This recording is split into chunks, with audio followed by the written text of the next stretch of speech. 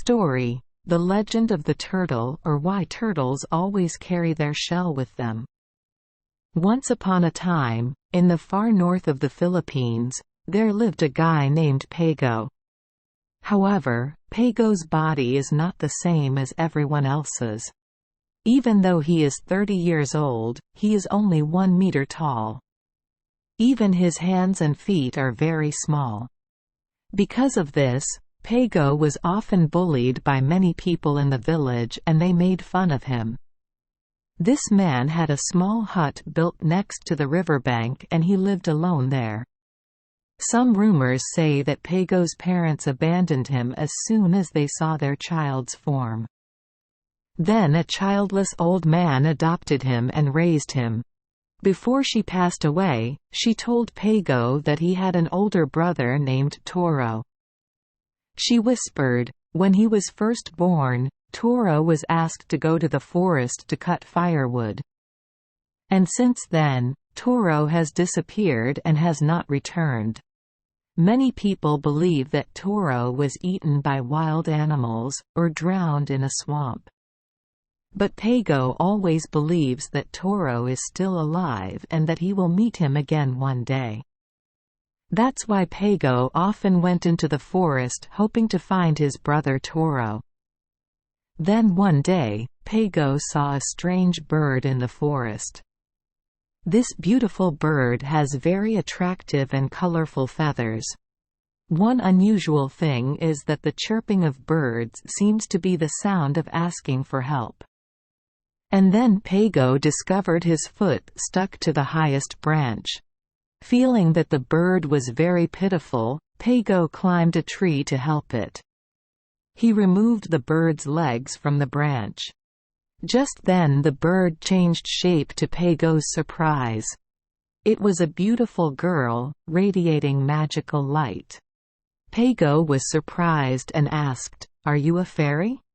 The bird replied, "I have been watching you for a long time. I know all the difficulties you have gone through in life. Because of your kind heart, I will give you something." As soon as she finished speaking, a large diamond appeared in the fairy's hand and she added, "It's enough for you to start again.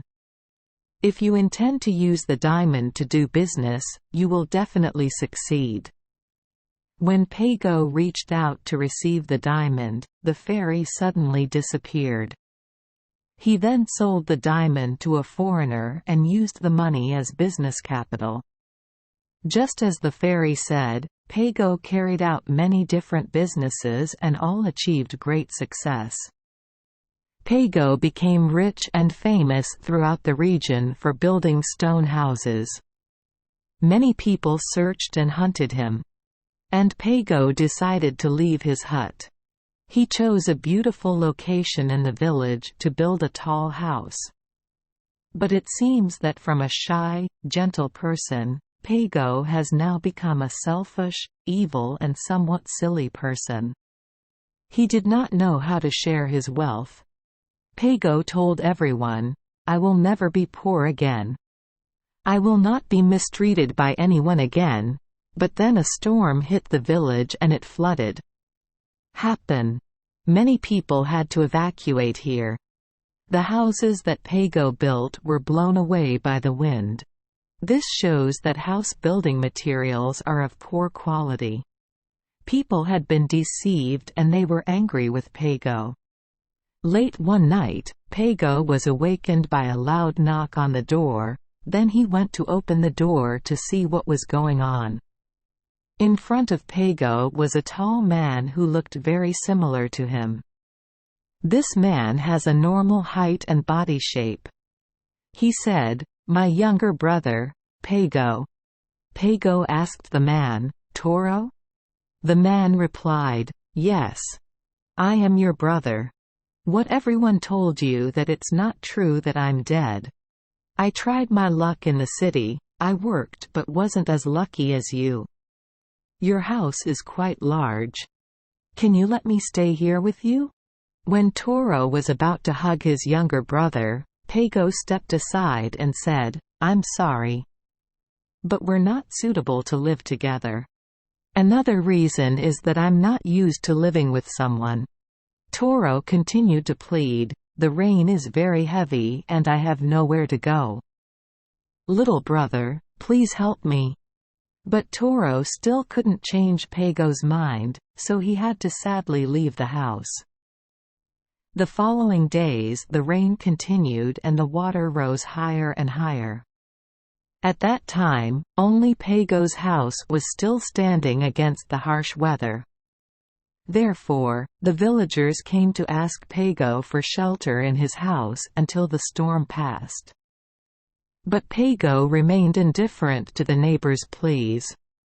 Another night, Pago was awakened by Toro's knocking on the door.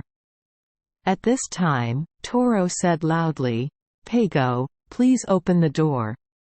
I need a shelter to get through this rain." In response to Toro's words, Pago just opened the window and looked out. He saw his brother soaking wet and the water was up to the necks of Toro and the villagers.